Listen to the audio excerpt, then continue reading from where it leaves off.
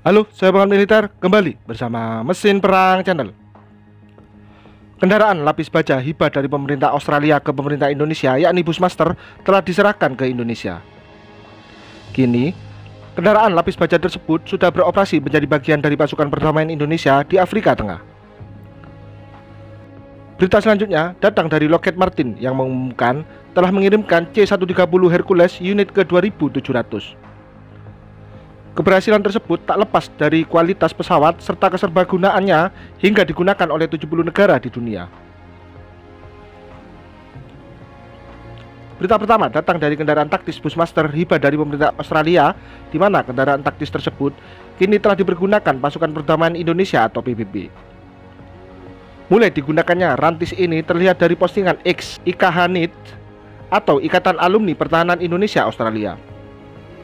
Dalam postingannya menyebut misi pemeliharaan perdamaian Indonesia (PMPP TNI) di Republik Afrika Tengah semakin diperkuat dengan bergabungnya salah satu armada Bushmaster dari Australia ke medan perang. Ini menjadi bukti nyata eratnya hubungan pertahanan kita. Sebelum diserahkan ke Indonesia, kendaraan taktis tersebut dilakukan penyesuaian, salah satunya dengan cara dicat dengan warna putih dan diberi tulisan PBB. Tak hanya itu, sejumlah pasukan TNI telah melakukan pelatihan mulai dari pelatihan pengoperasian hingga perbaikan. Dan barulah pada 9 Agustus 2023, 15 unit Bushmaster hibah diserahkan ke Indonesia.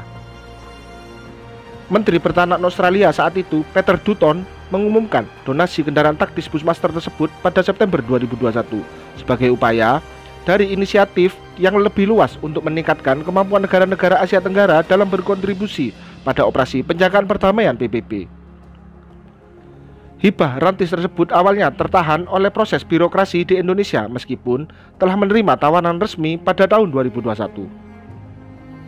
Hibah rantis tersebut sempat terdapat masalah, di mana awalnya tertahan oleh proses birokrasi di Indonesia meskipun telah menerima tawaran resmi pada tahun 2021.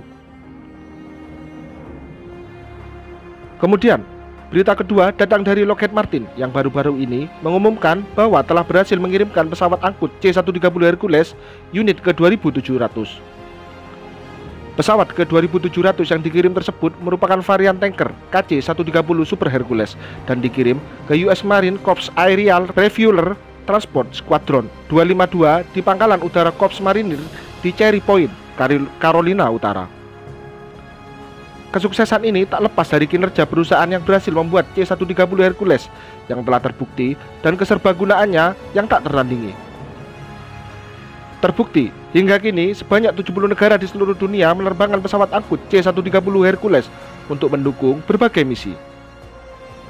Hingga saat ini, varian C-130J disertifikasi untuk mendukung 18 persyaratan misi yang berbeda. Untuk pesawat pesanan US Marine Corps, yakni KC-130J, merupakan pesawat standar global untuk kapal tanker taktis, di mana bertugas untuk mengisi bahan bakar sebagian besar pesawat sayap putar, termasuk pesawat tempur Stealth F-35B C Lightning II. Dengan desainnya yang benar-benar taktis, KC-130J memiliki kemampuan terbang dengan kecepatan lambat dan ketinggian rendah yang ideal saat mengisi bahan bakar helikopter. Lockheed Martin terus berevolusi, berinovasi, dan siap menghadapi masa depan, sehingga C-130J Super Hercules mampu memimpin dengan menetapkan standar dan membentuk masa depan misi pengangkutan udara taktis, termasuk operasi kemanusiaan di seluruh dunia. Armada C-130J global saat ini digunakan 26 operator di 22 negara dengan lebih dari 20 sertifikasi kelaikan udara. Sebagai catatan, jumlah 2.700 unit tersebut mencakup produksi keseluruhan dari varian awal C-130, yakni sejak pesawat angkut turboprop ini diproduksi oleh Lockheed Corporation. Prototip pesawat ini, YC-130, terbang perdana pada 23 Agustus 1954. Kemudian, di luar Amerika Serikat, Angkatan Udara Australia atau Royal Australian Air Force adalah pengguna pertama C-130A yang diterima pada 13 Desember 1958. Sementara, Indonesia menjadi negara pertama di luar Amerika Serikat yang menerima varian C-130B yang mana batch perdananya diterima pada 18 Maret 1960.